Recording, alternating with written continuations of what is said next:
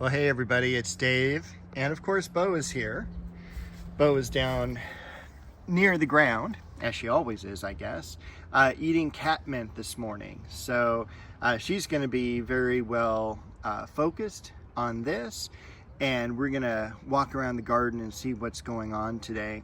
It is Sunday, August the 17th already. Good Lord. We're halfway through August. We're headed into September in just a couple more weeks. And the weather's been not only pretty nice, pretty stable in the high 80s and low 90s. That'll continue for a couple more days. But then we do have a heat spell close to next weekend. Not quite in the triple digits, but close enough, and warm nights. So that's something I don't look forward to. We've been in the nights around 65, 67, and we're bumping up to like 72, 73. So hopefully that'll pass, and then we'll start cooling down. I still can't believe it's almost September. So that's very exciting, and I can't wait for some cool nights and some fall color and all of that. We're going to go ahead and, since we're right here, take a look at the Pittosporum beach ball there.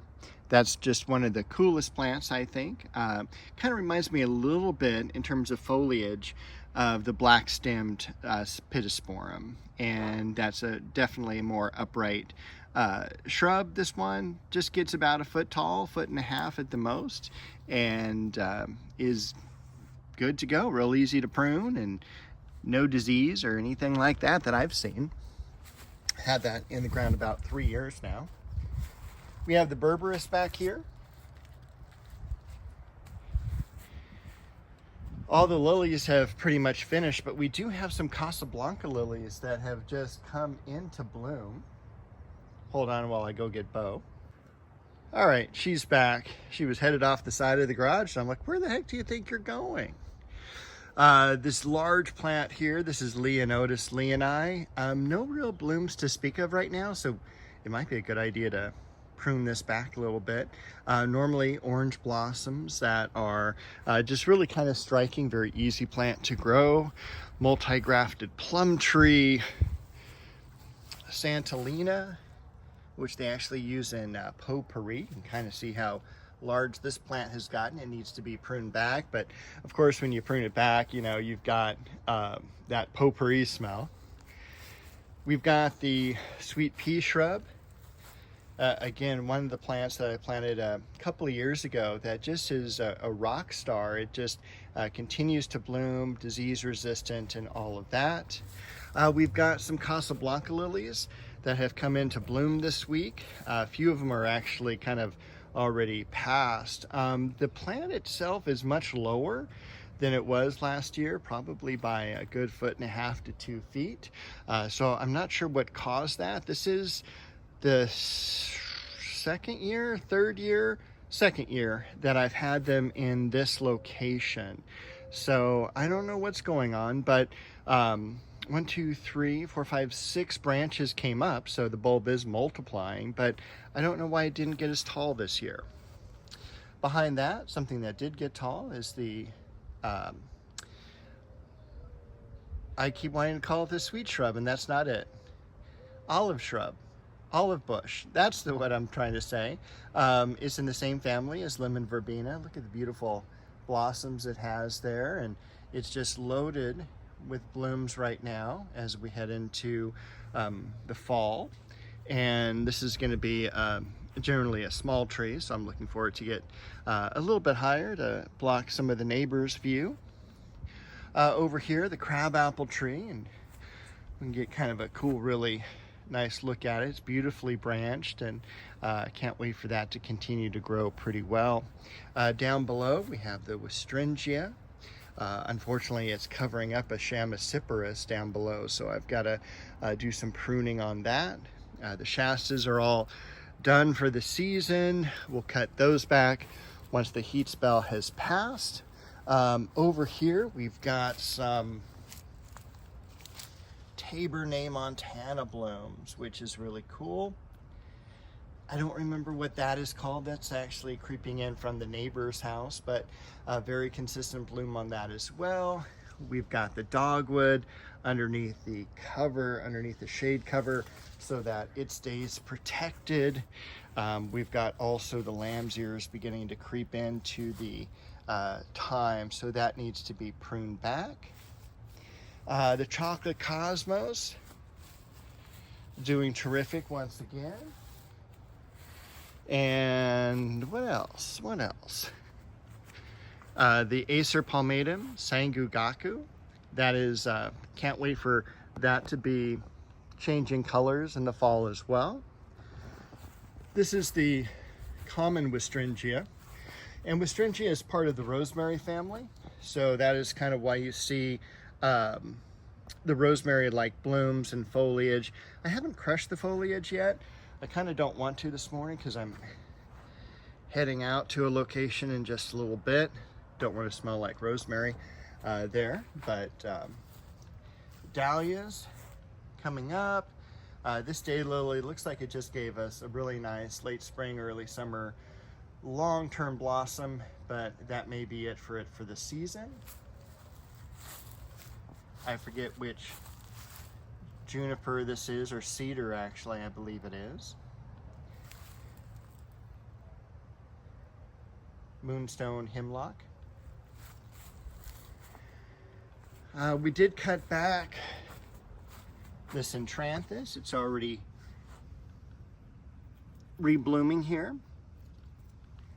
And this is, by the way, large California blue-eyed grass. It is a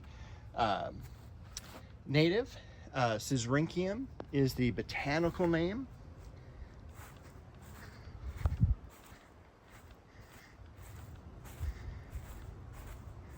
Over here, we've got the yellow flowering tulip tree, Magnolia solangiana. This variety is Elizabeth. It lost a whole lot of its leaves. The last heat spell definitely did some burning on it. Now it seems to be doing still much better, but we're heading into the part of the year where they're going to lose foliage. And one thing I did notice is this did lose its foliage early last year as well. This year is the second year for this one over here. This one is the first year. And Beau is about 4 years, 4.5 now. All right, so over here, yellow flowering or yellow non-flowering plumeria. Unfortunately, it did not do any bloom spikes this year, but I think it was just getting too much water. Bloodgood Japanese maple. We're starting to see the crispiness again on the edge of the leaf. It is mid-October or mid-August, so this is something that is common, and this is kind of still a sunny area. So I'm looking at hoping that this tree, this Chinese fringe tree, Chiananthus, will fill out a little bit more. It's done really good this year. I looked at some old videos where I had just put this in, and it's done pretty well for 2 years. The Disigothica there in the back, which allegedly needs shades, doing fine here in full sun. Look at the caliper of that trunk there. Behind it, the Heliotropium ecuador putting on some new growth. Another Japanese maple down below. Pittosporum tenuifolium variegata. And this one down here is penguin pine. I don't know the botanical.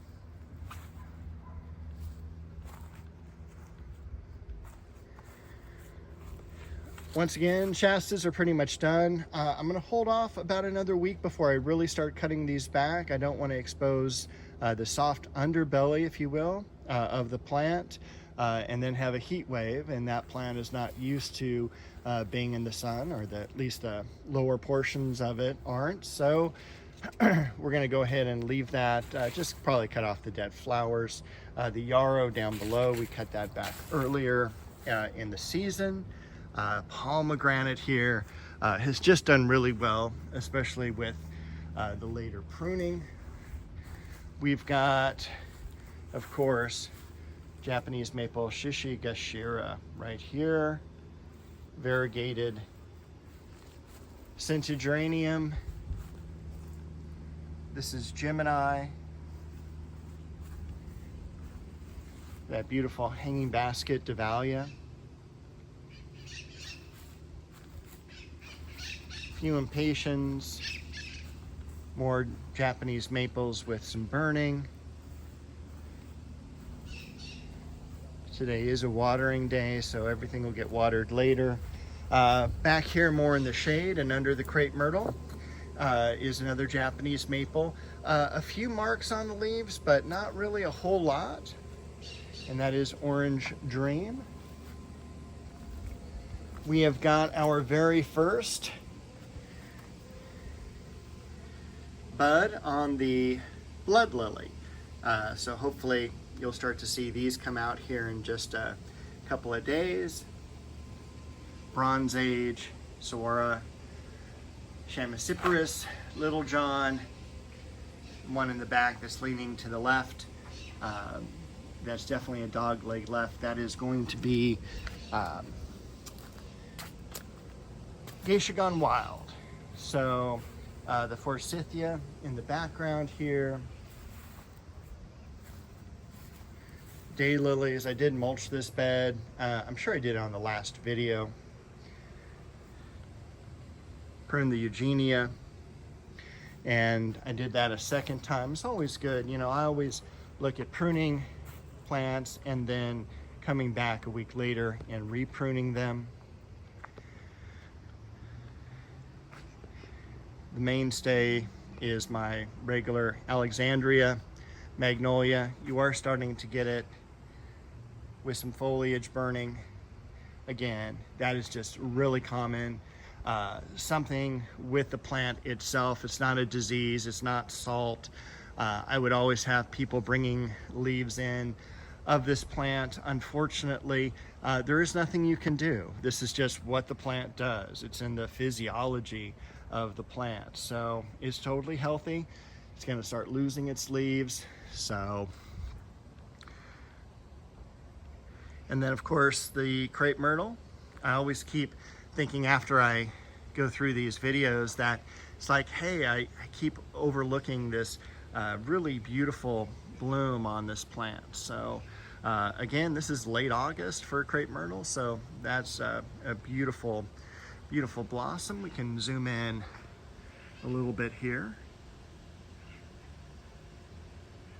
All right, so I think that is it. Bo is somewhere nearby. We'll go out and see her.